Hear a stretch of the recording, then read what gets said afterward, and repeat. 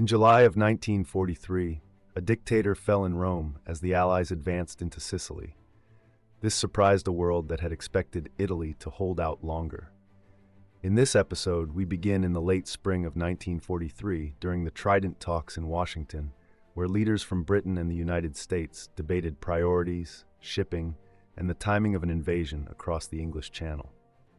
We then explore the planning and execution of Operation Husky and the chaotic landings in Sicily. We also examine the tensions between Generals Montgomery and Patton, the deception that misled Adolf Hitler, and the tragic friendly fire incident over the beaches. Next, we follow the race to Messina, the evacuation of Axis forces across the straits, and how the pressure in Sicily contributed to the fall of Mussolini and the collapse of fascist rule. After this, we move to mainland Italy, discussing the armistice, the fierce battles at Salerno, the naval guns that protected the beachhead, the German occupation, Mussolini's rescue, and the slow advance of Allied forces toward Naples. Meanwhile, we will look at the situation on the Eastern Front after the Battle of Kursk, where the Red Army moved back to the Dnieper and captured Kiev. Finally, we conclude with the late summer and autumn conferences spanning from Quebec to Tehran. Here, the Allies finalize plans for Operation Overlord in 1944 and decide who will lead it. By the end, you will understand how a summer filled with fierce battles and strategic disagreements altered the path to Normandy. On May 11th, 1943, the day American forces landed on the Aleutian Islands in the remote northern Pacific, Winston Churchill and his chiefs of staff arrived in New York aboard the Queen Mary. General Sir Alan Brooke dreaded the upcoming Trident Conference, set to begin the next day in Washington, District of Columbia. He feared that the Americans were quietly shifting their focus away from the Germany First strategy by sending significant reinforcements to the Far East. He wrote in his diary, "Their hearts are really in the Pacific." Brooke felt they were trying to manage two wars simultaneously, which was impossible given their limited shipping resources. He also struggled to keep Churchill from pursuing another of his favored projects, the invasion of Sumatra, aimed at cutting off the Japanese oil supply. The Prime Minister had not abandoned his idea of launching Operation Jupiter to seize northern Norway. Managing Churchill's boundless enthusiasm, which did not align with Britain's actual resources, especially regarding shipping and air support, left Brooke feeling exhausted. In Washington, the divisions between the two allies became evident and perhaps more pronounced than ever. Many senior American officers believed they had been misled by the British. General Marshall, who had reluctantly accepted the invasion of Sicily, was still adamant that United States forces should not stay in the Mediterranean. He wanted them returned to Britain to prepare for the invasion of northern France in late spring 1944. If that was not feasible, they should be sent to the Far East. This was likely more a threat than a genuine proposal. It aimed to pressure the British into making a firm commitment. However, this aligned with Admiral King's desires. Brooke countered, in his usual way, that the Western Allies could not remain inactive for 10 months while the Red Army bore the brunt of the Wehrmacht on their own. He redirected the conversation about sledgehammer back to the Americans. Either Hitler would divert strong forces into Italy, weakening the Eastern Front and defenses of the English Channel, or he would mostly abandon Italy and set up a defense line north of the River Po, in the foothills of the Alps. Furthermore, he noted that an invasion of mainland Italy via the Straits of Messina, once Sicily fell, would topple Mussolini and eliminate Italy from the war. Regaining control of the Mediterranean would reduce the shipping route to the Far East, saving the equivalent of 1 million tons of shipping each year. The British were either misleading or overly optimistic in their belief that the campaign in Italy would require no more than 9 divisions. Churchill's idea of the soft underbelly of Europe, which he had first presented to Stalin, had become a key phrase. He had even begun advocating for an invasion of the Balkans to prevent a Soviet takeover of Central Europe, an idea that deeply unsettled the Americans. They viewed it as another instance of British maneuvering for the post-war landscape.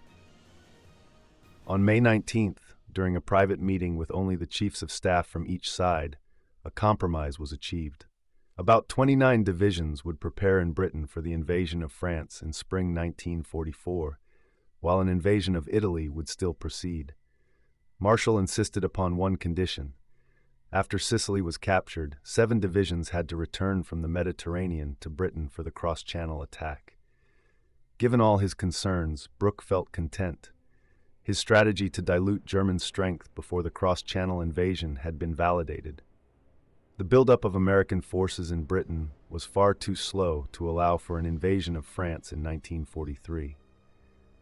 The Allies did not have enough landing craft or air superiority for it to succeed. Churchill and Brooke traveled to Algiers with General Marshall to update Eisenhower on the decisions made in Washington. Marshall remained against the invasion of Italy. He insisted that no final decision could be made until the results of the Sicilian campaign were clear. Whenever Churchill attempted to pin him down on strategic matters during their flight, Marshall would divert the conversation by asking about topics that Churchill couldn't help but discuss at length. Despite Marshall's reservations about the next steps after Sicily, Churchill and Brooke managed to persuade Eisenhower of the benefits of an invasion of Italy, provided that Axis resistance crumbled. Meanwhile, Stalin, who was bracing for the German attack on the Kursk salient, expressed his discontent about the Italian plan in a message to Roosevelt and Churchill. Churchill responded sharply, but he was at fault for having told Stalin in February that they intended to launch the cross-channel invasion in August, an operation that Brooke knew was impossible. This unnecessary deception only fueled Stalin's fears about Britain's unreliability. The planning of Operation Husky, the invasion of Sicily, was complicated and at times contentious. In April, Eisenhower contemplated canceling the operation after learning that 2 German divisions had been stationed on the island. Churchill dismissed the concern. He noted that they would face far more than 2 German divisions when invading France. He hoped the chiefs of staff would not give in to such defeatist attitudes, no matter the source. Montgomery, who had been deeply involved in the final battles for Tunis, believed that the planners for Husky were not aligned in their thinking. The challenges of resupply led to ideas favoring multiple landings. Montgomery rejected this notion and advocated for the 8th Army to land in the southeast of the island, supported by Patton's 7th Army to its left. Patton believed that Montgomery aimed to secure victory for himself while using the Americans mainly as support. This led to some tension among the Allies. Patton felt that the Allies needed to operate in different theaters, or they would end up disliking each other more than they did the enemy. Eisenhower's British Chief of Staff, Air Chief Marshal Tedder, shared Patton's doubts about Montgomery. He reportedly told Patton that Montgomery was an average person who had been built up to think of himself as a genius, but he was not. Patton also thought that General Alexander was intimidated by Montgomery, preventing him from being assertive. In the French colonial district of Algiers, intrigue was even more intense than what was happening at Allied Force headquarters. Since the forced partnership between General Henri Giraud and General Charles de Gaulle had been arranged by President Franklin Roosevelt and Prime Minister Winston Churchill in January at Casablanca, the supporters of de Gaulle had been waiting for their opportunity. On May 10th, the 3rd anniversary of the German invasion of France, the Conseil National de la Résistance in occupied France recognized de Gaulle's leadership. Neither Roosevelt nor Churchill realized how important this recognition would become. On May 30th, General de Gaulle finally arrived in Algiers at Maison Blanche airfield, after being delayed by American military forces on Roosevelt's orders. Under the bright sun, a band played the Marseillaise, while British and American officers stayed in the background. They had good reason to keep their distance. The day before, Giraud had honored Eisenhower with the Medal of Grand Commander of the Legion of Honor, but de Gaulle was outraged that Giraud had done this without his approval. Control of the Armée d'Afrique was crucial, as it was being rearmed with American weapons. Significant suspicion lingered between the traditional officers of the former Vichy Army, loyal to Marshal Pétain, and the supporters of de Gaulle, called Hajis because they had traveled to London. The imbalance of power was significant, with the traditional officers commanding 230,000 troops, while the Free French from the Middle East, along with Koenig's forces who had performed admirably at Bir Hakeim, counted only 15,000 men. The Gaullists began to recruit soldiers for their own units, leading to outrage among the Giraud supporters. De Gaulle's moral authority and political skills led him to emerge victorious. On July 10th, Operation Husky started with airdrops before dawn. Then, 2,600 ships landed 8 divisions, a scale similar to Normandy 11 months earlier. By nightfall, the Allies had 80,000 soldiers, 3,000 vehicles, 300 tanks, and 900 artillery pieces on the shore. The Germans were caught off guard. The Operation Mincemeat plan involved dropping a body, supposedly of a Royal Marine officer, with fake documents off the coast of Spain.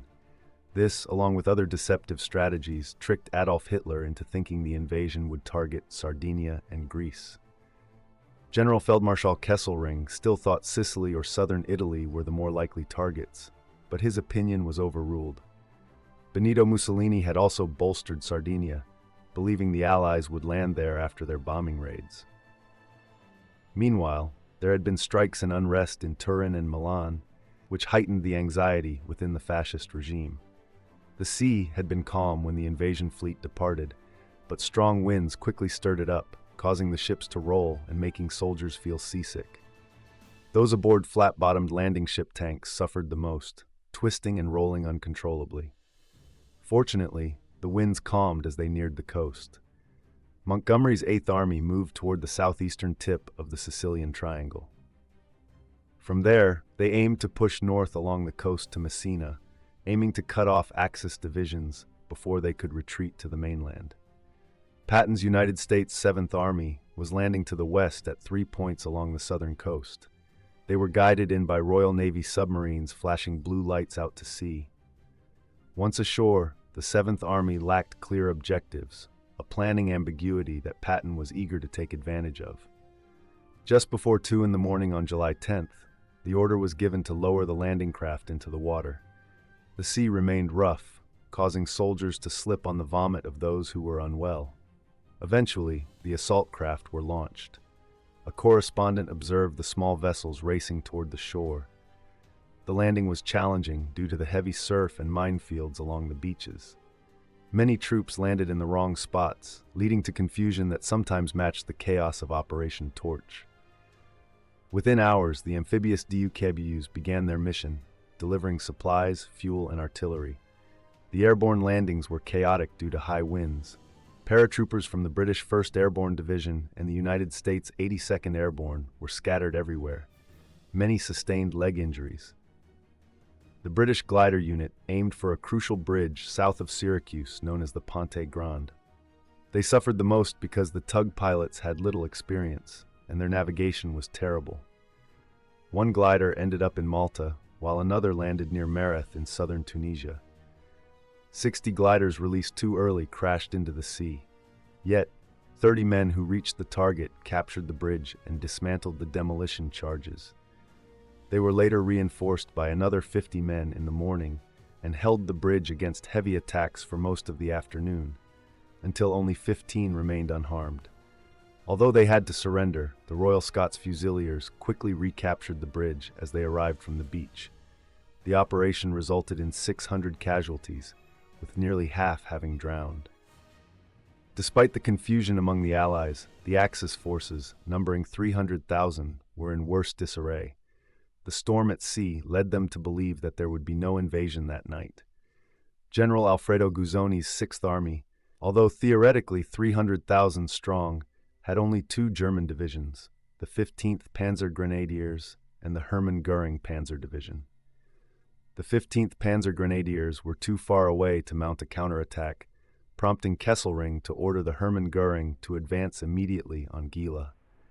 Gila had been seized by Rangers during General Patton's central landing on the first day. The 1st Infantry Division, known as the Big Red One, then moved inland to secure the high ground and take control of the local airfield. The Hermann Göring's attack on the morning of July 11th caught the leading infantry battalions without tank support, as the Shermans had not yet been landed. To the west, the Italian Livorno Division also advanced on Gela, but was soon stopped by mortars firing white phosphorus.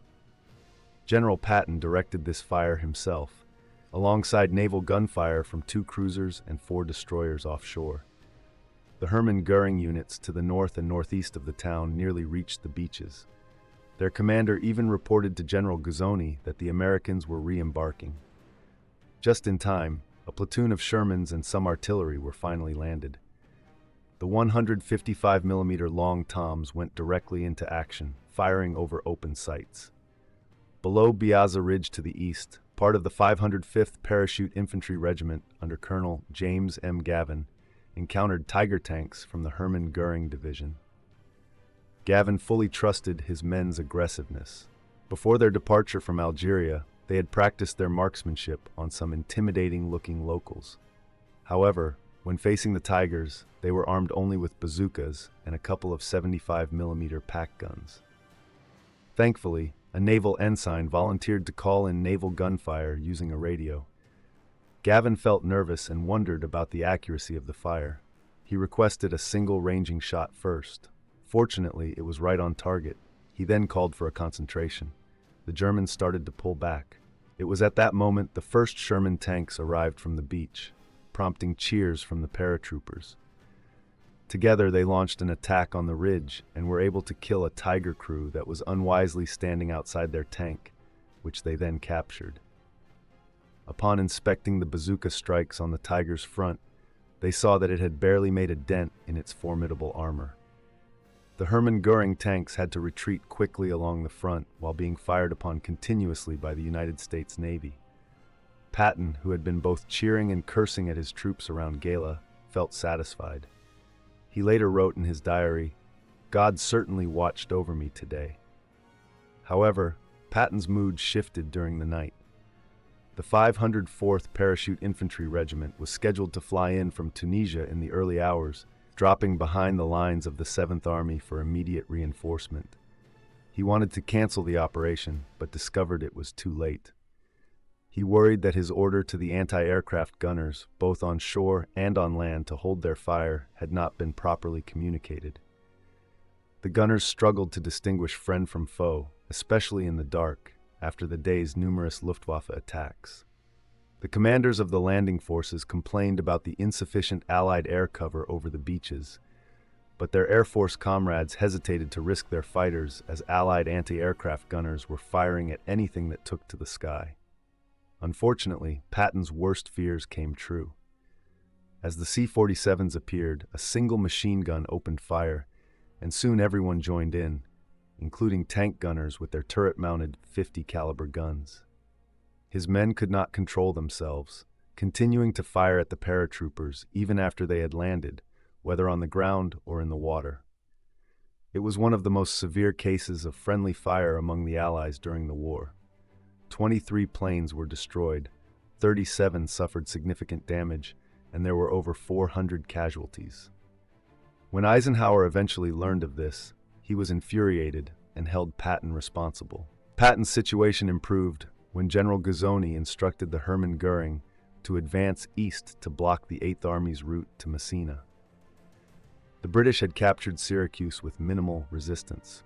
However, as they moved up the coastal road toward Catania, the fighting intensified considerably. The Germans were in the process of bolstering their forces on the island with the 29th Panzer Grenadiers and the 1st Fallschirmjäger Division of paratroopers. General Hube's 14th Panzer Corps headquarters had been flown in to oversee German troops. Hube's main goal, in agreement with Guzzoni, was to conduct a holding action to secure Messina and the Straits.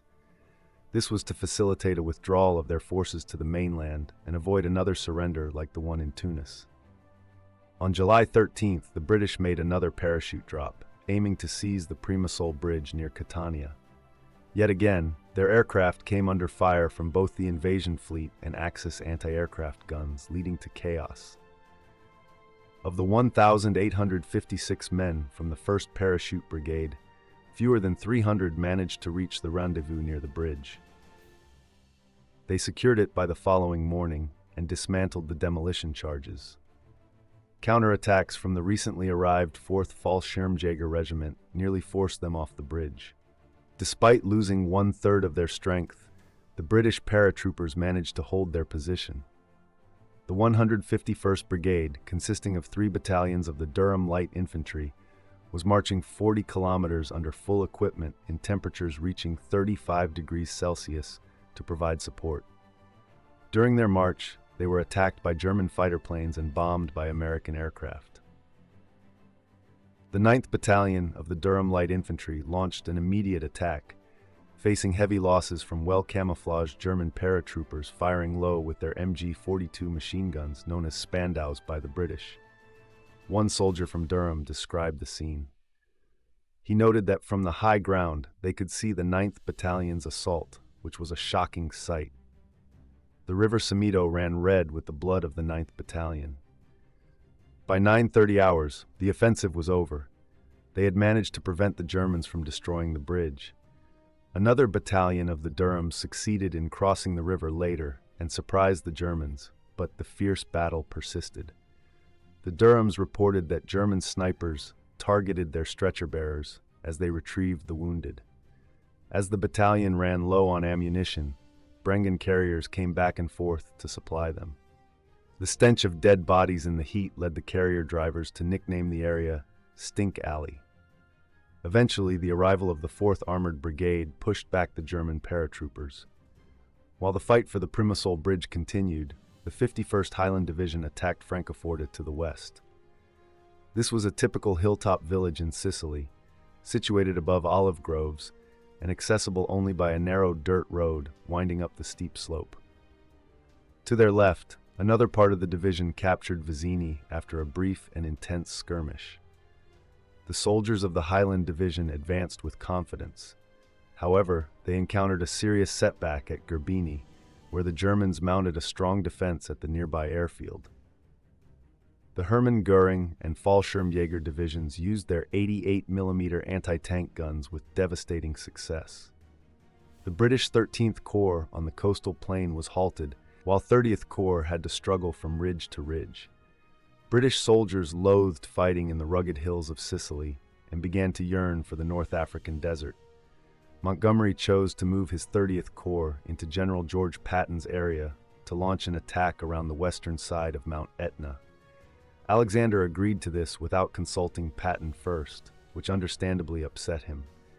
Major General Omar Bradley, commander of 2nd Corps, was even more furious and warned Patton not to let the British overstep.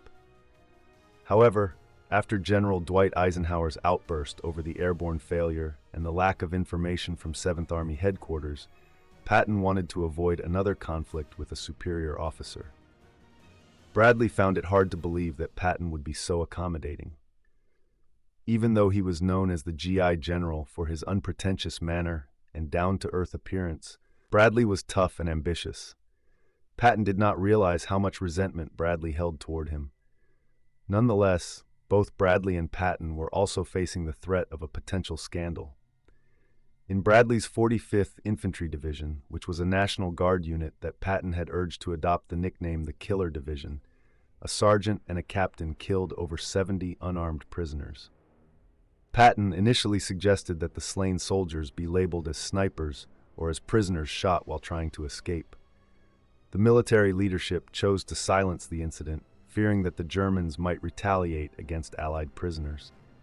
Patton convinced Alexander that, in addition to shielding Montgomery's left flank, he should capture the port of Agrigento on the west coast to improve his supply situation. Alexander agreed, unaware of Patton's true motives. Patton seized the chance to advance northwest along the coast and north over the mountains towards Palermo. With their ample supply of vehicles and self-propelled artillery, the United States Army could move much faster than the British, whose commanders struggled to navigate the hillside vineyards and sun-baked mountains. The British failed to understand Patton's key lesson from the Kasserine disaster: always seize the high ground quickly. The terrain was critical. On July 17th, Patton learned that Alexander and Montgomery expected the United States 7th Army to serve as flank protection. Patton was no longer willing to play a supporting role. He flew to meet Alexander in Tunis, accompanied by the well-known Anglophobic General Wedemeyer, who was an influential representative of General Marshall. Alexander, feeling embarrassed for bowing to Montgomery's demands, swiftly allowed Patton to continue his advance. Patton's earlier respect for Alexander had diminished, but he now had the authority from his army group commander to unleash his divisions. Like his soldiers, General Patton was shocked by the poverty, filth, and disease prevalent in Sicilian towns and villages. In his diary, he wrote, "The people of this country are the most destitute and God-forgotten people I have ever seen." Many American troops believed living conditions in Sicily were worse than in North Africa. Starving civilians begged for food from the soldiers, leading to sporadic food riots in towns, which military police addressed by firing Thompson submachine guns over and even at the head protesters. The hot, rocky landscape had its share of stunning beauty, with olive and citrus groves dotting the area. Yet the locals lived a primitive life, relying on donkeys and carts for transportation, reminiscent of medieval times. Patton wrote to his wife that a man could buy any woman on the island for a can of beans, but he misunderstood the true situation.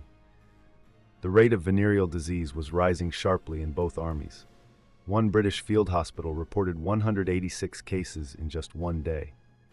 On July 19th, Adolf Hitler and Benito Mussolini met in Feltre, northern Italy. Mussolini's bravado had faded. He felt intimidated by Hitler, who lectured him for 2 hours on Italy's shortcomings without a single word of response from the deuce. Fueled possibly by the amphetamines he was taking, Hitler appeared full of energy.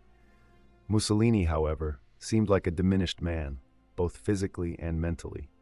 Once confident in his fitness and fond of showing off his physique, he was now suffering from stomach pains and was plagued by feelings of sadness, lethargy, and uncertainty.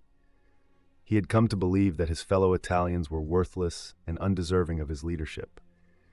Yet, like Hitler, he had never been to the front lines or visited the victims of bombing. His isolation from those around him left him disconnected from reality. Mussolini acted like the all-knowing dictator, yet nobody in his inner circle dared to tell him the majority of Italians detested him and wanted nothing to do with his war. His habit of issuing endless directives on various topics meant he was, as one fascist party secretary put it, the most disobeyed man in history. His government was directionless, and his son-in-law, Count Ciano, though unwilling to challenge him openly, began to scheme against him in hopes of taking over and negotiating peace with the Western Allies. While they were meeting in Feltre, news broke that American forces had bombed marshalling yards on the outskirts of Rome for the first time. This news rattled Mussolini, particularly when he learned it had triggered a panic in the city. Hitler was worried that Mussolini's government was about to collapse. He prepared a large portion of the German army to invade Italy. Additionally, he sent tanks to the Italian blackshirt militia to help suppress any anti-fascist uprisings. On July 22nd, Major General Lucian K. Truscott and his 3rd Division entered the crumbling capital of Palermo. Meanwhile, Bradley's 2nd Corps reached the northern coast at Termini Imerese.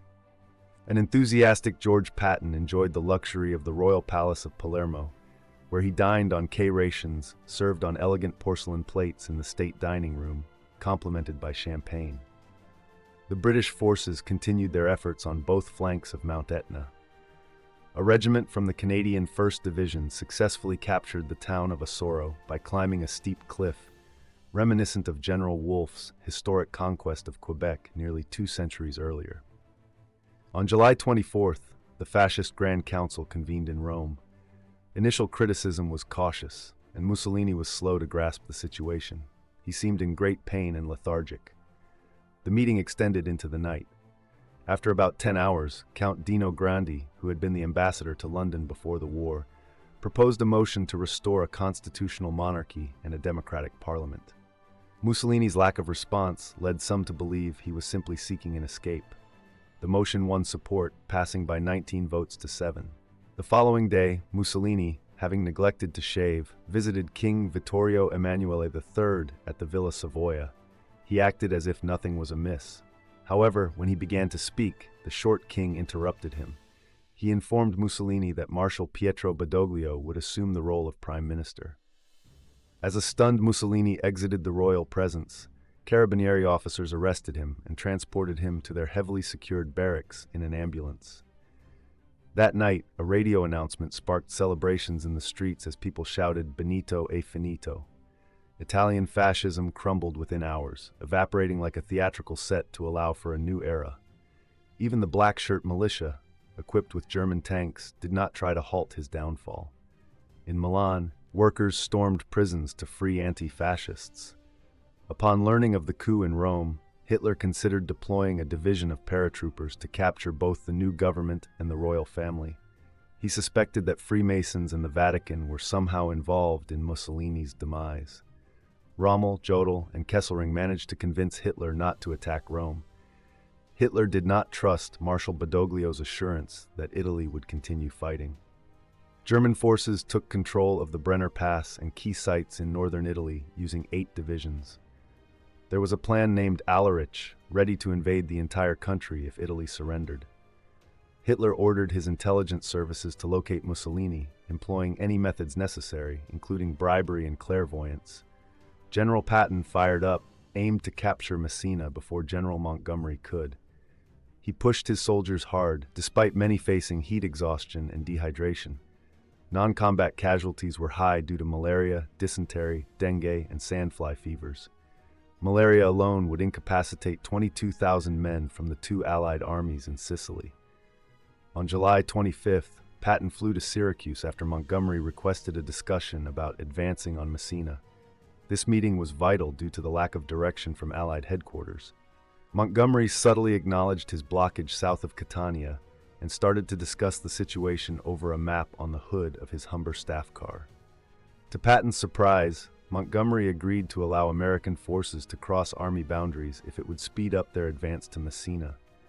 Eventually, Alexander arrived with Bedell Smith, having been delayed by significant events in Rome. The Army Group commander appeared annoyed to find that Montgomery and Patton had reached an agreement without him. But even with Montgomery conceding part of the race to the 7th Army, Patton was determined to win it completely. His troops, soaked in sweat and covered in dust, moved from Rocky Hill to Rocky Hill.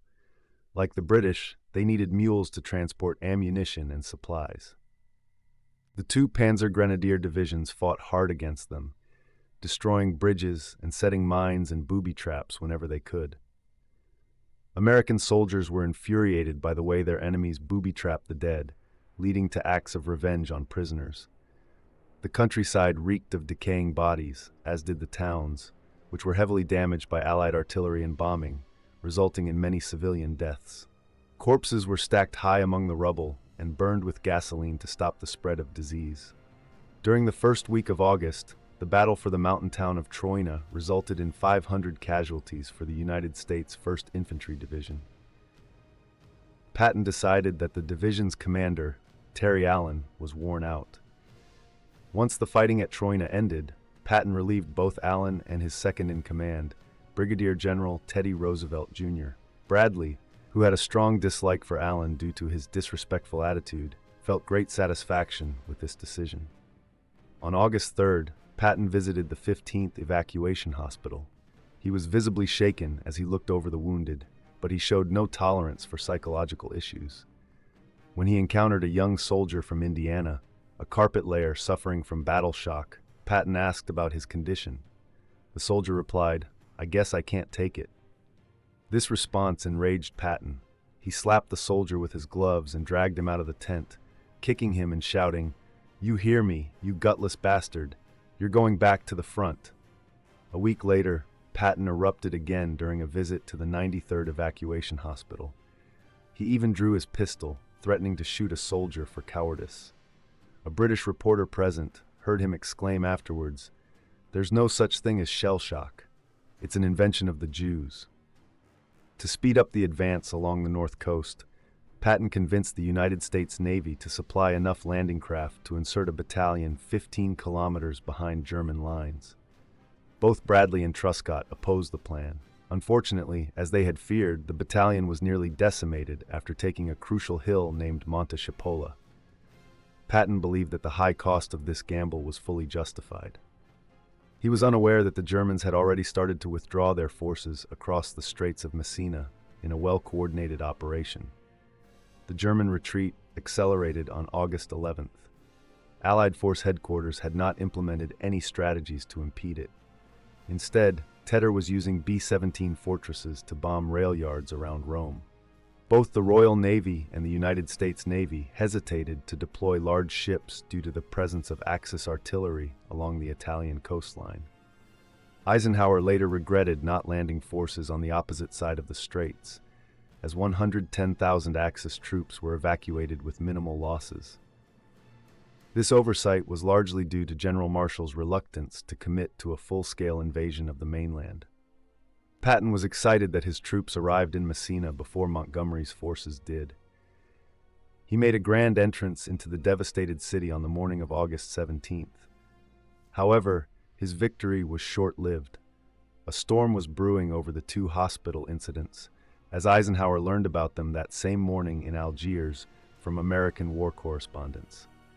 Back in the United States, no information was available on the matter. President Franklin D. Roosevelt even sent a congratulatory message to the fiery Patton, mentioning that Harry Hopkins suggested he should be made Marquis of Mount Etna after the war. Striking a subordinate was a serious offense that could lead to a court-martial. Despite his anger towards Patton, Eisenhower did not want to lose him. He succeeded in getting both American and British journalists to suppress the story. After agonizing over this dilemma for several days and nights, Eisenhower instructed Patton to apologize to the two soldiers and the medical staff who witnessed the incidents, as well as to his troops in public. Some soldiers applauded him, but the 1st Infantry Division, still bitter about the dismissals of Allen and Teddy Roosevelt, remained quiet. The Sicilian campaign, while allowing many Axis troops to evade capture, proved valuable. The casualties were significant: 12,800 from the 8th Army and 8,800 from Patton's 7th Army, but morale improved greatly. Troops sharpened their skills in both amphibious operations and subsequent battles. The Allies gained near-complete control of the Mediterranean and secured numerous airfields to target Italy and beyond. The invasion also led to Mussolini's downfall and heightened Hitler's fury, panic, and depression at his Wolf's Lair headquarters. The Royal Air Force's destruction of Hamburg deeply unsettled Hitler, more than he would admit. Meanwhile, the Red Army's offensives on the Eastern Front, following the Battle of Kursk, highlighted his troop shortages. In August, Winston Churchill, Franklin D. Roosevelt, and their chiefs of staff convened again in Quebec for the Quadrant Conference, organized by Canadian Prime Minister William Mackenzie King. A few days earlier, Churchill had brought up the atomic bomb project with Roosevelt. The Americans had attempted to restrict British involvement in this research, called tube alloys, but Churchill convinced Roosevelt that it should remain a collaborative effort. At Quebec, the conference focused on the impending surrender of Italy. This followed secret communications through Madrid and Lisbon from General Giuseppe Castellano, who was representing Badoglio. The situation looked promising. Italian airfields could serve as bases for bombing Germany and the Ploesti oil fields, as emphasized by General Henry Arnold, the head of the United States Air Force. However, the British enthusiasm for a full-scale campaign in Italy to push north towards the River Po was not matched by the Americans. Brooke argued strongly that such a move would divert German forces from the Normandy front. Yet, President Franklin Roosevelt and General George Marshall preferred to halt the advance at Rome. They were concerned that continuing further would allow the British to use the Italian campaign to postpone the invasion of France and redirect efforts toward the Balkans and Central Europe. Churchill's unpredictable strategy only fueled these concerns. He expressed a desire to invade Rhodes and the Dodecanese Islands to involve Turkey in the war. Marshall was firm that the 7 divisions dedicated for Normandy should leave Italy by November 1st, as previously agreed upon at the Trident Conference. The Normandy invasion, now referred to as Operation Overlord, was set for May 1944. Lieutenant General Sir Frederick Morgan, serving as the Chief of Staff to the soon-to-be-announced Supreme Allied Commander, was already developing initial plans. With the support of General Arnold, he stressed the need to weaken the Luftwaffe first. Churchill had hastily promised General Brooke the supreme command on 3 separate occasions. However, he confronted the reality that Roosevelt would insist that an American general should lead, since the United States would provide the majority of the troops. The Americans mistakenly believed that Brooke opposed the invasion of France. Brooke felt deeply let down when he learned from Churchill that he would not command overlord and struggled to move past the disappointment. His frustration grew when he found out that Churchill had privately arranged for Admiral Lord Louis Mountbatten to lead the Southeast Asia Command. General Marshall seemed to be the logical choice for overlord, although he refrained from pushing for the position. On September 3rd, Churchill took a train from Quebec to Washington. He arrived just in time for a significant day. General Castellano, the chief of staff for Badoglio, and General Bedell Smith, the chief of staff for Eisenhower, had privately signed the Italian armistice after tough negotiations. The Germans had strengthened their forces in Italy to 16 divisions, which understandably made the Italians fearful of German retaliation. At dawn that day, British and Canadian troops landed near Reggio di Calabria. They received support from warships and artillery fire across the Straits of Messina, but the landings faced no opposition on that beautiful September morning. The sea was calm, and the British referred to it as the Messina Strait Regatta. Additional landings on the toe of Italy and at the naval base of Taranto soon included Admiral Cunningham taking a risk by sending the 1st Airborne Division into Taranto on Royal Navy cruisers. The Italian fleet headed to Malta to surrender, but the Luftwaffe managed to sink the battleship Roma using one of its new rocket-propelled bombs, resulting in the loss of 1,300 sailors. The entire Italian campaign would be plagued by misunderstandings and hopeful thinking. Due to some earlier ultra-intercepts, Allied Force headquarters believed that if Italy capitulated, the Germans would retreat to the Pisa-Rimini line in northern Italy. However, Hitler had decided that this would mean abandoning the Balkans, leaving his Croatian, Romanian, and Hungarian allies behind. Moreover, the Italians were not ready to defend Rome against the Germans, despite their previous assurances to Bedell Smith. A planned drop on Rome by the 82nd Airborne Division, intended to coincide with the main landings at Salerno, was fortunately called off while the aircraft were taking off.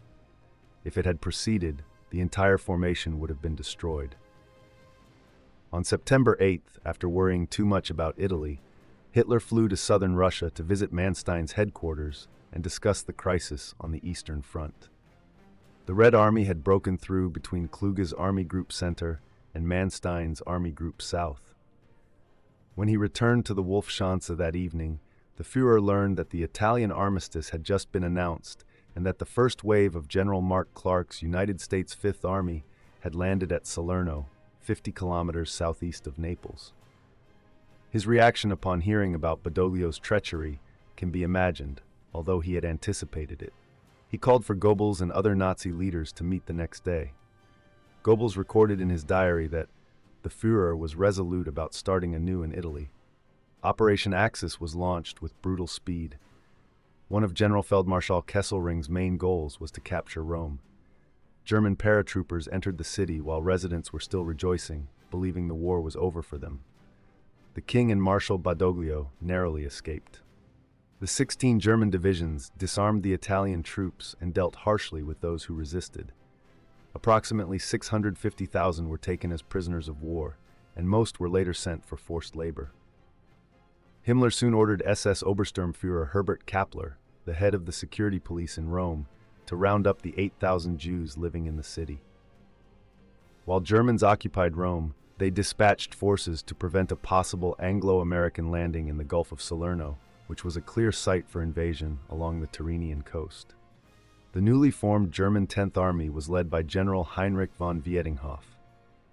He quickly repositioned the 16th Panzer Division, the successor to the one lost at Stalingrad, on the hills overlooking the bay. By the evening of September 8th, just after the Allied troops celebrated Italy's surrender on their invasion ships, the first German troops were already in place to confront them as they landed the next morning. The unexpectedly fierce resistance surprised the Allied forces.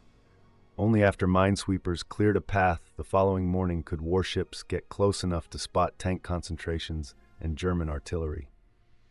Many things went wrong at Salerno. Major General Ernest Dawley, commander of the United States Sixth Corps, added to the chaos on land. He did not secure his left flank with the British segment of the invasion until Clark ordered him to do so 3 days later, by which time the German forces had strengthened. The Hermann Göring Panzer Division and the 15th and 29th Panzer Grenadier Divisions arrived at the Salerno front sequentially. Both British and American troops found themselves stuck in tobacco fields, apple and peach orchards, or back on the sand dunes, where they had little cover aside from scrub and seagrass. Under the watchful eyes of German gunners on the high ground, evacuating casualties was challenging during the day. Aid workers had to rely on sulfa powder and field dressings. On the far left, only Lieutenant Colonel William Darby's Rangers found success. They advanced quickly inland to capture vital locations on the Chiunzi Pass. This winding road connected the mountainous base of the Sorrento Peninsula to Naples. From their position, they directed heavy naval guns in the Gulf to fire at maximum elevation. They targeted German supply convoys and reinforcements traveling down the coastal road from Naples. General Mark Clark understood that his invasion force could not escape this predicament. He urged Dawley to send the 36th Infantry Division of the Texan National Guardsmen to capture a hilltop village on the morning of September 13th. The German response was brutal, and the Texans faced severe losses. Things took a turn for the worse when General von Vietinghoff assumed the two Allied corps might re-embark. He launched an attack south from Eboli using armored units and self-propelled guns. The fighting became intense, and the German breakthrough posed a significant threat. Clark contemplated a withdrawal, while Vietinghoff felt confident victory was near. The advance of the Eighth Army to the north was still slow. Their vanguard remained nearly 100 kilometers to the southeast. Many delays were due to bridges destroyed by the Germans during their retreat. Admiral Hewitt, the commander of the task force at Salerno, by the potential for a re-embarkation. On the morning of September 14th, he signaled Admiral Cunningham in Malta, who promptly dispatched the battleships HMS Warspite and HMS Valiant for additional firepower. Cunningham also sent 3 cruisers at full speed to Tripoli for reinforcements. Meanwhile, the situation stabilized somewhat. A determined defense using 105mm guns in open sight managed to halt the German armored charge. Clark's urgent request for a regiment from the 82nd Airborne to be dropped within the bridgehead was granted. General Alexander arrived on a destroyer on the morning of September 15th. In complete agreement with Admiral Hewitt, he canceled any plans for evacuation. The Salerno bridgehead was soon secured with support from bombers and the weight and precision of Allied naval gunfire. Warships from the United States Navy and the Royal Navy dealt significant damage to the German tanks and artillery. During a nighttime raid by the Luftwaffe, the Warspite accidentally fired its 6-inch guns at a low-flying aircraft, but instead struck the destroyer HMS Petard, resulting in significant damage. Major General James Doolittle's bombers thoroughly destroyed the town of Battipaglia, which was just behind enemy lines. In response, General Spaatz remarked, "You're slipping, Jimmy. There's one crabapple tree and one stable still standing." This raid marked the birth of a new bombing strategy. The Americans called it putting the city in the street. This tactic involved deliberately wrecking towns to prevent enemy reinforcements and supplies from getting through. It would become a crucial strategy during the Normandy invasion the following June. By this time, German intelligence had located Mussolini. After initially detaining him on the island of Ponza and later on La Maddalena, Marshal Badoglio secretly moved him to a ski resort called Gran Sasso in the Apennines, north of Rome. Hitler was appalled by the treatment of his ally and ordered a rescue mission. On September 12th, Hauptsturmführer Otto Skorzeny led a group of Waffen-SS special troops in 8 gliders that crash-landed on the mountain. The carabinieri guarding Mussolini did not resist. Mussolini hugged Skorzeny, expressing his belief that his friend Adolf Hitler would not abandon him. He was taken away and flown to the Wolfschanze. Hitler's Luftwaffe adjutant later described him as a broken man. The Germans' plan was to position Mussolini as a figurehead of a so-called Repubblica Sociale Italiana, creating the illusion that the Axis powers were still functioning to justify their occupation of Italy. On September 21st, Free French forces landed on Corsica, which the Germans had abandoned to strengthen their presence on the mainland. The German withdrawal from Salerno had begun 3 days earlier. Kesselring ordered Vietinghoff to slowly pull his army back to the line of the river Volturno, north of Naples. Clark eventually dismissed his corps commander, General Dawley. Meanwhile, British forces on the left side of the beachhead advanced north to capture the base of the Sorrento Peninsula, preparing to move up the coast toward Naples. After the Coldstream Guard successfully took a hill during a nighttime attack, platoon commander Michael Howard recounted the experience. "We stood to at dawn. In the first gray hints of light, we buried the German dead. These were the first corpses I had handled. Shrunken, pathetic dolls lying stiff and twisted with glazed eyes. None of them seemed older than 20. Some were barely more than children. With a terrible lack of care, we shoved them into their trenches and covered them with dirt." By September 25th, the 8th Army and Clark's 5th Army had linked up, forming a front across Italy. The American forces at Salerno experienced around 3,500 casualties, while the British suffered 5,500. The 8th Army advanced on the Adriatic coast and captured the Foggia plain, securing its airfields for bombing missions against southern Germany, Austria, and the Ploesti oil fields. In the west, Clark's 5th Army pushed beyond Mount Vesuvius. On October 1st, the King's Dragoon Guards arrived in Naples in their armored vehicles, navigating through streets adorned with washing lines. However, there were no sheets hanging to dry. Naples was running out of water because the Germans had destroyed the aqueducts in retaliation for the resistance against their cruel occupation. They had vandalized much of the city, including ancient libraries, sewers, power plants, factories, and, most critically, the port. Time bombs were left in significant buildings, set to detonate in the coming weeks. The war in Italy was starting to mirror the terrors of the Eastern Front. An intercept from Bletchley Park indicated that Hitler intended to evacuate most of Italy. However, other signals later showed that his headquarters was reconsidering, largely due to pressure from Kesselring, who wanted to defend Italy from south of Rome.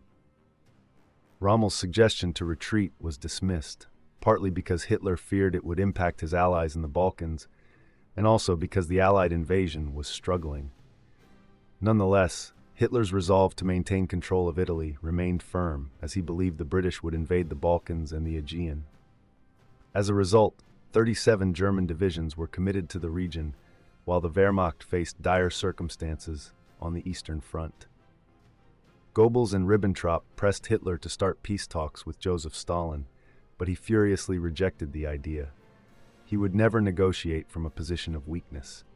General Jodl of the German Army High Command acknowledged the madness of their situation, trapped by the Nazi belief in final victory. He observed that the notion of "we will win because we must win" meant that history had lost all meaning. With no chance of negotiating from a position of strength, the reality was evident. Germany would continue fighting until its complete destruction. After the Red Army recaptured Kharkov on August 23, 1943, the German army confronted a serious crisis in the south. The defensive line along the river Meuse collapsed. On August 26th, Rokossovsky's Central Front broke through at the boundary of Army Group South and Army Group Center. On September 3rd, Kluge and Manstein requested that Hitler appoint a commander-in-chief for the Eastern Front. Hitler declined. He insisted that the industrial area of the Donbass must be defended, even though a withdrawal from the Meuse was necessary. Once again, Hitler assured them of reinforcements. By this time, Manstein realized he could not trust these promises. On that same day, British troops landed on the mainland of Italy in the south. 5 days later, after receiving a teleprinter message from Manstein about the scale of the Soviet offensive, Hitler traveled to Army Group South's headquarters at Zaporozhye. Manstein's briefing was so grim that even Hitler felt he had to approve a retreat to the river Dnieper. This marked his final visit to the occupied territory of the Soviet Union.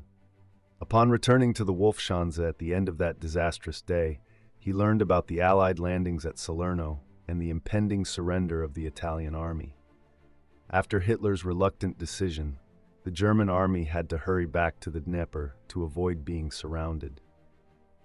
Although the Red Army was also weakened by the Battle of Kursk, they advanced quickly to capture bridgeheads over the river before the Germans could set up a proper defense.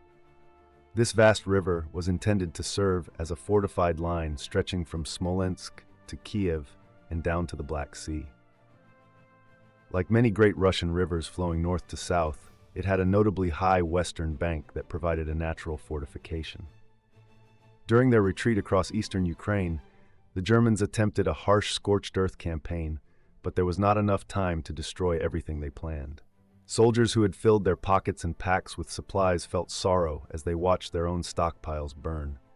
Under attack from Sturmovik fighter bombers during the day, they withdrew across the Dnieper at night, using the cover of autumn mists. Stalin promised the title of Hero of the Soviet Union to the first soldier to cross the river. Red Army soldiers, using makeshift rafts made of oil barrels and planks, small boats, or even swimming, bravely took on this challenge. On September 22nd, 4 submachine gunners were honored as heroes of the Soviet Union for their courageous efforts on the West Bank. Vasily Grossman noted in his diary that some soldiers used wooden gates to transport regimental field guns and crossed the Dnieper River on makeshift rafts made from hay-stuffed ground sheets. By the 3rd week of September, Vatutin's forces established bridgeheads both north and south of Kiev. They managed to cross at 40 locations, but most were too small to launch significant inland attacks. One group, after their boat sank, found refuge in a peasant hut. The elderly woman there welcomed them warmly, saying, "Children, sons, come into my place." She helped them warm up, dried their torn uniforms, and offered them samagon, which is a homemade vodka. In many areas, the Soviet forces suffered heavy losses. The follow-up group was tasked with handling the bodies. A member of one squad recalled collecting the fallen and those who had drowned, burying them in trenches, 50 men at a time. So many soldiers had perished there. The German side was steep and well fortified, while the Soviet troops advanced from an open area. To strengthen the bridgehead at Veliky Burin, southeast of Kiev, 3 airborne brigades parachuted onto the west bank of the river. However, Soviet intelligence failed to detect the 2 panzer and 3 infantry divisions concentrated in that region. Many of the paratroopers landed directly on positions held by the 19th Panzer Division and were slaughtered. The most successful bridgehead was at Litych, north of Kiev. A Red Army rifle division crossed the Dnieper in a marshy section that the Germans had deemed impassable. Taking a significant risk, Vatutin reinforced the bridgehead with the 5th Guards Tank Corps. Although many T-34 tanks were lost in the marshes, enough made it through when driven at full speed. Further north, the city of Smolensk was finally captured after intense fighting at the end of the month. The Rev offensive, which initiated the advance westward on this segment of the front, left behind utter devastation. The Australian correspondent Godfrey Blunden remarked seeing some peasant families made up of old men, women, and children who had returned and were living in makeshift wigwams. They even hung laundry on lines between trees, as if it were normal to do laundry in that ravaged no-man's land.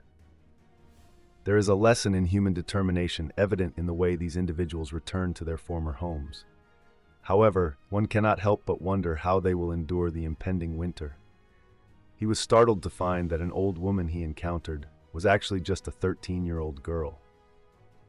In the south, General F.I. Tolbukin's southern front managed to cut off the 17th Army in the Crimean Peninsula, which had already evacuated the Kuban bridgehead in the Caucasus region.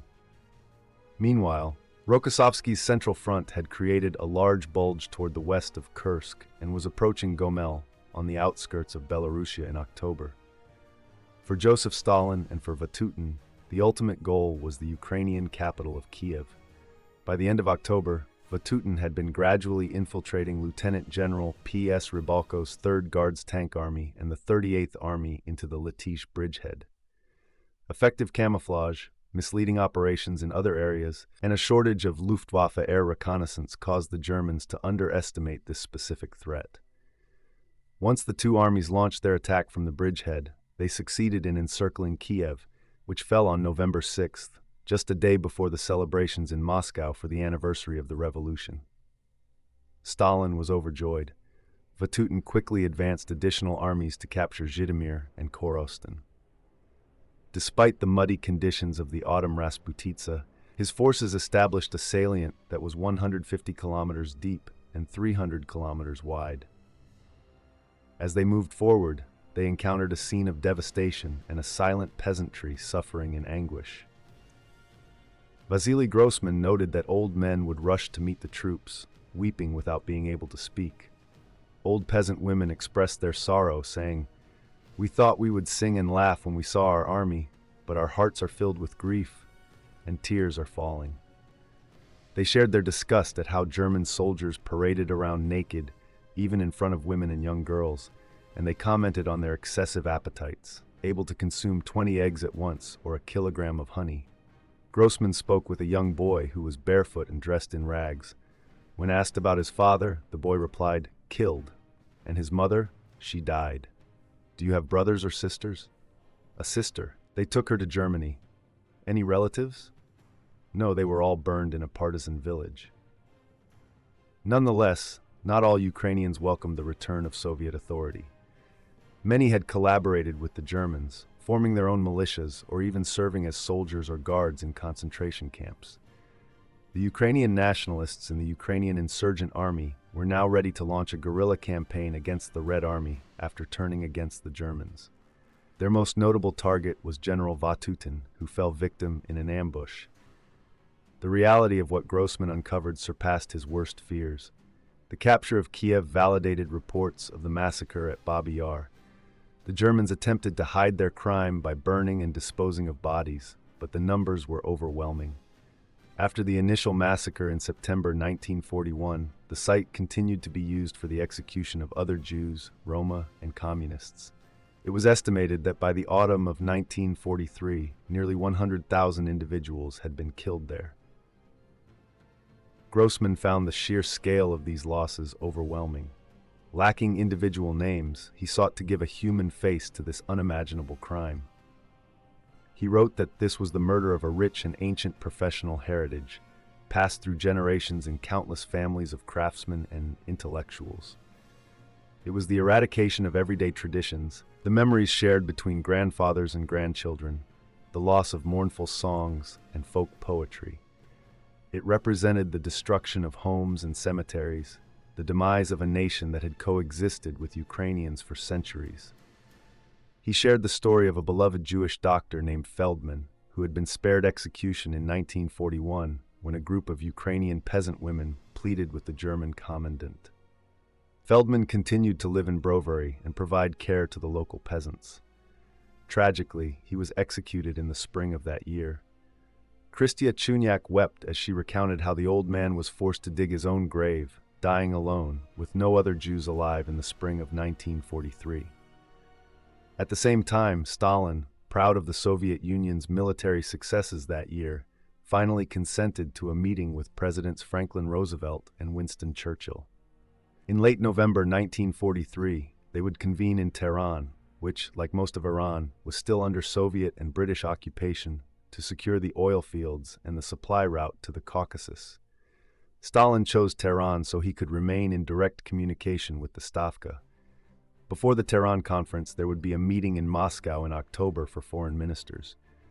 The agenda at Spiridonovka Palace was extensive. The concerns of the British included the situation in Poland, post-war international relations, the treatment of enemy nations, the establishment of a European Advisory Commission on Germany, the prosecution of war criminals, and plans for France, Yugoslavia, and Iran. Cordell Hull, the American Secretary of State, underscored President Franklin Roosevelt's desire for a successor to the discredited League of Nations. This was a delicate matter for Vyacheslav Molotov and Maxim Litvinov, the Deputy Commissar for Foreign Affairs, due to the Soviet Union's expulsion following its invasion of Finland in 1939. Roosevelt's initiative for the United Nations, which would form after the war, was intended to have the victorious nations at its center to enhance its power. The Soviet delegation pushed the British and Americans to present detailed proposals to discuss in Tehran. They withheld their own stance but insisted on one point: measures to hasten the war against Germany and its allies in Europe. This meant they aimed to obtain a specific date for the invasion of France. They also brought up the possibility of bringing Turkey into the war on the side of the Allies and suggested applying pressure on neutral Sweden to permit the establishment of Allied air bases on its territory. Ultimately, both sides considered the conference to be successful. The greatest achievement in Moscow, according to Australian Godfrey Blunden, was a small wooden box with two eyepieces. This box resembled the peep show boxes from old fairs, but instead of dancing girls, it displayed stunning stereoscopic images of bombed Germany. This invention by Air Chief Marshal Harris captivated and impressed Red Army generals in Moscow with its three-dimensional depictions of urban devastation. Blunden learned about this directly from Harris during his visit to the Bomber Command headquarters. Harris showed Blunden the large photo albums bound in RAF blue leather designed to impress visitors. Each set of aerial photographs was covered with tracing paper that outlined the industrial and residential areas. The first image in the book depicted the destruction of Coventry. Harris then flipped through the pages, revealing photographs of German cities. At one point, Blunden remarked on the scale of the destruction, saying, "There must be at least 6 Coventrys there." "No, you are mistaken," Harris said with satisfaction. "There are 10. When they arrived in another town where the destruction was not as severe, Harris observed, "It needs another good raid to finish it off." Blunden noted that the photographs clearly illustrate how area bombing, first used by the Germans, has evolved into a powerful weapon. The damage inflicted on Coventry 3 years ago led to the German term Coventrate, meaning to completely destroy a city. This earlier damage now pales in comparison to the greater devastation occurring in German cities. At this time, the Americans were also working to secure nationalist China's membership in what was intended to become a major alliance. Franklin Roosevelt, aware of Chiang Kai-shek's ambitions, believed that this might help keep the nationalists engaged in the conflict despite their frustrations over supply shortages. Chiang operated with the same strategy towards the United States as he had with the Soviet Union. He hinted at the possibility of a separate peace with Japan to gain more support. Although this tactic showed a certain level of vulnerability, it did have an impact since, theoretically, Chinese forces were tying down over 1 million Japanese troops on the mainland. However, Roosevelt also envisioned a post-war world where China's involvement was essential for the leadership of the United Nations. This idea was not encouraged by Winston Churchill and his associates. The Soviets were even less willing to cooperate, especially after Chiang pressured them about Xinjiang province. Nevertheless, a preliminary agreement was reached at the Moscow conference. Chiang altered his stance significantly. He now sought American support to prevent the Soviet Union from gaining control over northern China if it joined the war against Japan. After initially trying to persuade Roosevelt to encourage Joseph Stalin to declare war, Chiang wanted to see Japan defeated without Soviet assistance. He justifiably feared that Soviet involvement would strengthen the Chinese communists. In the 4th week of November 1943, Roosevelt and Churchill convened in Cairo on their way to Tehran. During this somewhat spontaneous meeting, Roosevelt had secretly arranged for Chiang Kai-shek to participate at the beginning rather than at the conclusion, as the British had expected. This surprised them. Brooke remarked that the Generalissimo resembled a mix of a pine marten and a ferret. He had a sharp, cunning face. It was clear he lacked a broad understanding of war, but was eager to secure advantageous deals. British generals watched with bewilderment as Madame Chiang Kai-shek, in a striking black cheongsam slashed to the hip, frequently stepped in to reinterpret what the Generalissimo had said. She then offered her own version of what he should have communicated. Meanwhile, Stalin, still irritated by the setback in Xinjiang, chose not to send a representative to the conference. He claimed it was due to his ongoing non-aggression pact with Japan. Churchill recognized that his special relationship with Roosevelt had diminished. This decline was partly a result of his hesitance to commit to Operation Overlord and his desire to advance into Central Europe to prevent Soviet control of the region. Churchill also felt isolated in his emotional ties to the British Empire. Roosevelt, agreeing with Chiang Kai-shek that Western imperialism in Asia should end with victory over Japan, assured that Indochina would not be returned to France. This promise would have enraged Charles de Gaulle had he been aware of it. The atmosphere at the conference was far from friendly and sometimes openly hostile. The Americans were resolute in avoiding any deceptive paths, particularly those steering away from Normandy and toward the Balkans. The British grew suspicious of the Americans' deafness to their arguments. They worried about how Roosevelt would handle matters in Tehran with Stalin's support on critical issues. Roosevelt and Churchill flew from Cairo to Tehran for their meeting with Stalin, starting on November 28th. At Stalin's request, Roosevelt stayed in part of the Soviet embassy, directly across from the British embassy. Stalin visited him wearing his marshal's uniform, with trousers tucked into boots designed to make him appear taller. The two leaders attempted to impress each other with false camaraderie, though only Roosevelt seemed swayed. The president tried to win favor with Stalin, even at Churchill's expense, by bringing up colonialism.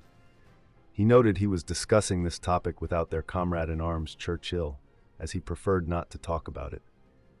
The United States and the Soviet Union are not colonial powers, which makes it easier for us to talk about these issues. Stalin's interpreter noted that Stalin was reluctant to discuss such a sensitive topic. However, he acknowledged that India was a significant concern for Winston Churchill. Despite the president's attempts to build mutual trust, Stalin could not overlook his insincere promise to initiate a second front in 1942, which was merely to keep the Soviet Union engaged in the conflict. Nevertheless, Stalin passionately spoke about France after the unrest in Lebanon, where Free French troops attempted to reassert colonial authority. He viewed most French individuals as collaborators and declared that France must be punished for aiding the Germans. Stalin likely recalled how the surrender of the French army in 1940 had provided the German military with vital vehicles for their invasion of the Soviet Union a year later. When the plenary session began later that afternoon, the main topic was Operation Overlord. With implicit backing from Franklin Roosevelt, Stalin addressed Churchill's proposal for an operation in the northern Adriatic aimed at Central Europe. He maintained that Operation Overlord must take priority and agreed to a simultaneous invasion of southern France. He firmly dismissed any other operations as a way to dilute their efforts. Stalin found it amusing when Churchill suggested that his plan would benefit the Red Army. The Soviet interpreter indicated that Roosevelt winked at Stalin while breaking up Herzegovina floor cigarettes to fill his pipe.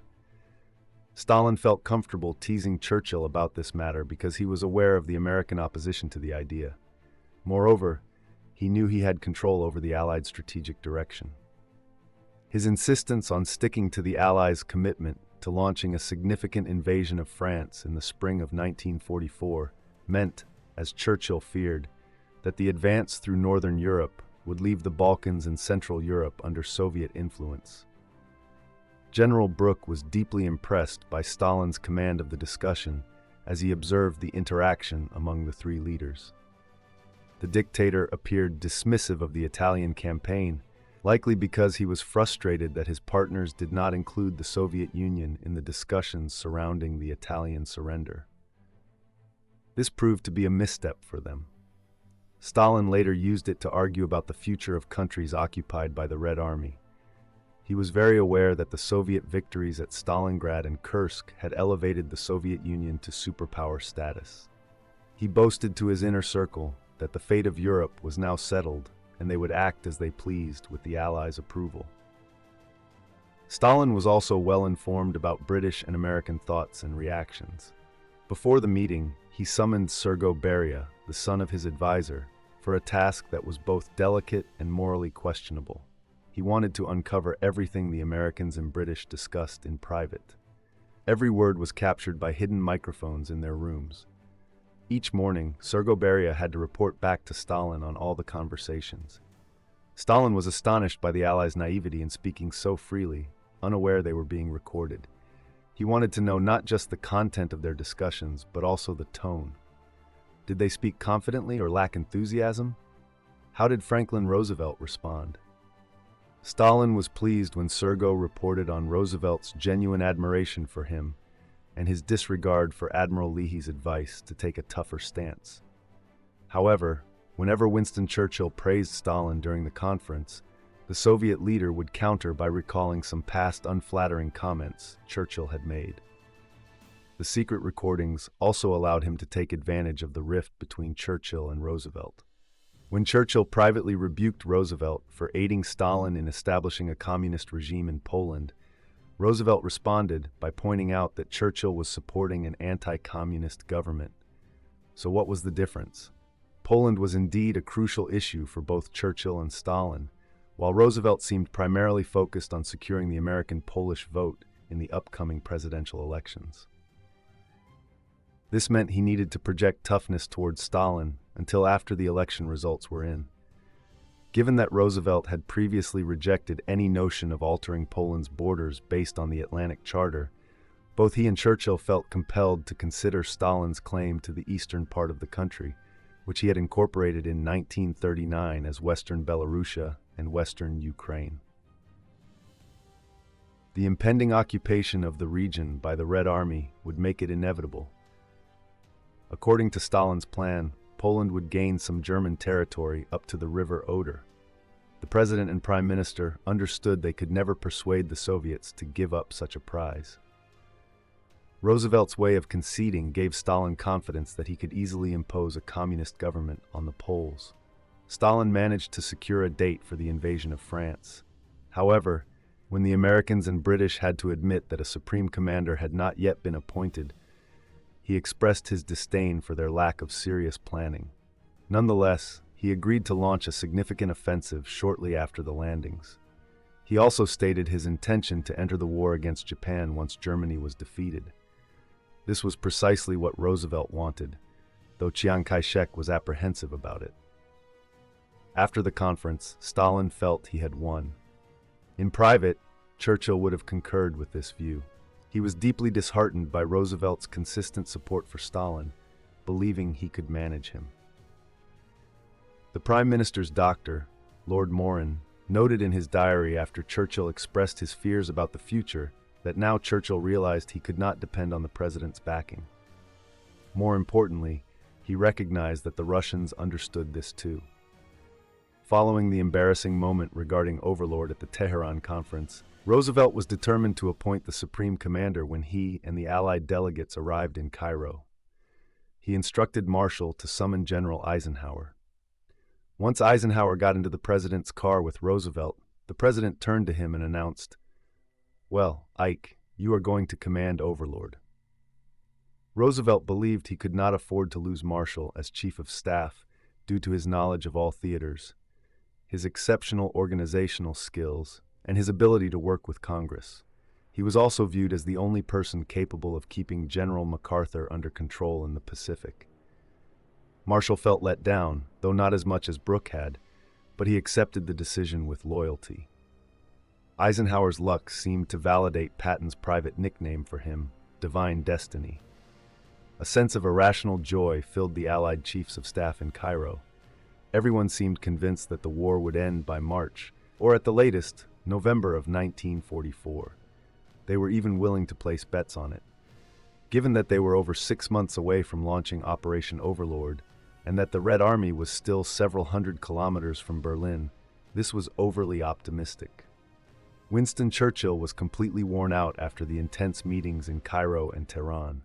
He fell ill with pneumonia in Tunisia and came very close to death. His recovery was helped during Christmas by some brandy and the news that the Royal Navy had sunk the battlecruiser Scharnhorst off northern Norway. Nearly 2,000 sailors from the German Navy lost their lives in the frigid waters. As Joseph Stalin had pointed out in Tehran, Vasily Vatutin's forces were continually facing counterattacks from Erich von Manstein's Army Group South. Manstein aimed to repeat his earlier success at Kharkov by sending 2 Panzer Corps to attack the sides of Vatutin's renamed First Ukrainian Front. His goal was to push the Soviets back to the Dnieper River, retake Kiev, and encircle a significant Red Army force near Korostin. Adolf Hitler, who had aged considerably in recent months and was dealing with stress, had slipped further into denial. He refused to consider any idea of retreat. Even his favored general, Model, described their situation on the Eastern Front as fighting in reverse gear. A mood of despair was starting to spread among the German army. An infantry officer captured at the Leningrad front admitted during questioning, "We are living in filth. It is hopeless." While Hitler blamed his generals and a lack of determination for their troubles, he was deeply troubled by the propaganda spread by the Soviet group of anti-fascist German prisoners of war known as Freies Deutschland. This led him, on December 22nd, to create the position of National Socialist Leadership Officer in all units, similar to the Soviet political officer or commissar. 3 days later, Manstein, who believed he had stabilized the front, received an unpleasant shock. The Red Army had secretly moved the 1st Tank and 3rd Guards Tank armies near Brusilov without being detected. On Christmas Day, they surged forward toward Zhytomyr and Berdichev. Soon after, Konev's 2nd Ukrainian Front to the south also broke through. In no time, 2 German corps, still defending the line of the Dnieper southeast of Kiev, found themselves encircled in the Korsun pocket. Hitler would not permit them to fall back. As a result, their destiny became one of the most brutal experiences endured by the Wehrmacht on the Eastern Front.